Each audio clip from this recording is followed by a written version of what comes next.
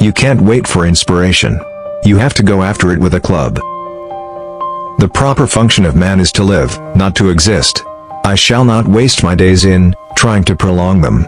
I shall use my time. But I am I, and I won't subordinate my taste to the unanimous judgment of mankind. Life is not a matter of holding good cards, but sometimes playing a poor hand well. He was a man without a past, whose future was the imminent grave, and whose present was a bitter fever of living.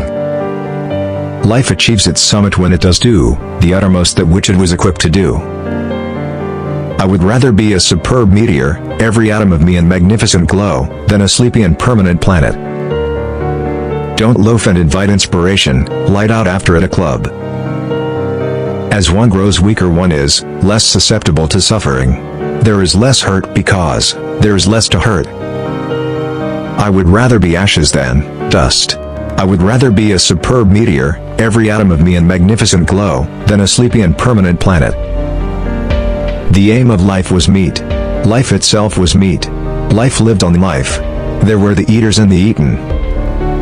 One cannot violate the promptings of one's nature without having that nature recoil upon itself. His conclusion was that things were not always what they appeared to be. Thenceforth, in the nature of things, he would possess an abiding distrust of appearances. He was mastered by the sheer surging of life, that it was aglow and rampant, expressing itself in movement, flying exultantly under the stars. He was a killer, a thing that preyed, surviving triumphantly in a hostile environment where only the strong survive. The wild still lingered in him, and the wolf in him merely slept. Food and fire, protection and companionship, worked for him, and obeyed him. He was a silent fury who no torment could tame. Deep in the forest a call was sounding, he knew not where or why, nor did he wonder where or why, the call sounding imperiously, deep in the forest. Kill or be killed, eat or be eaten, was the law, and this mandate, down out of the depths of time. I would rather that my spark should burn out in a brilliant blaze than it should be stifled by dry rot. A bone to the dog is not charity. Charity is the bone shared with the dog, when you are just as hungry as the dog. For the pride of trace and trail was his, and sick unto death, he could not bear that another dog should do his work.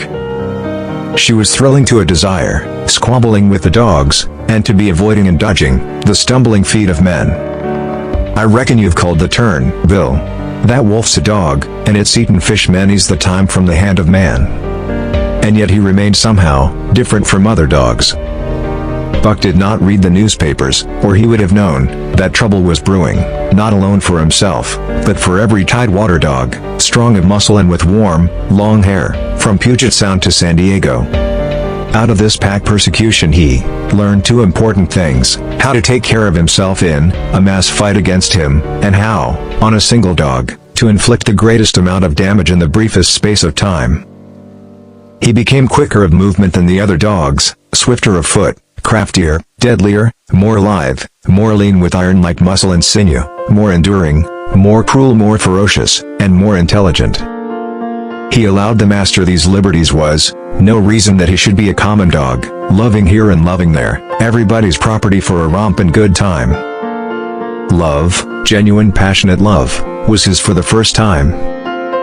I was jealous, therefore I loved. Is love so gross a thing that it must feed upon publication and public notice? It would seem so. He did not playfully shake him, as was his wont, or murmur soft love curses, but he whispered in his ear, "As you love me, Buck. As you love me," was what he whispered. And who knows what romance, what adventure, what love, is lurking around the next turn of the road, ready to leap out on us if we'll only travel that far. He loved with single heart and refused to cheapen himself or his love. Their hate bound them together as love could never bind. And from that moment Buck hated him with a bitter and deathless hatred. But especially he loved to run in the dim twilight of the summer midnights. Any man who was a man could travel alone. It's better to stand by someone's side than by yourself. I remembered my days and nights of sunshine and starshine, where life was all a wild sweet wonder, a spiritual paradise of unselfish adventure and ethical romance. The game of life is good, though all of lives may be hurt, and though all lives lose the game in the end. The life that is demanding to be born is limitless. Life, in a sense, is living and surviving. Man always gets less than he demands from life. "He who steals my purse steals my right to live," was the reply. Old saws to the contrary. "For he steals my bread and meat and bed, and in doing so imperils my life." Growth is life, and life is forever destined to make for light. He was quick and alert in the things of life, but only in the things, and not in their significances. He was justifying his existence, than which life can do no greater.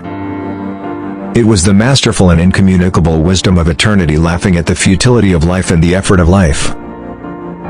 Fear of death makes for life.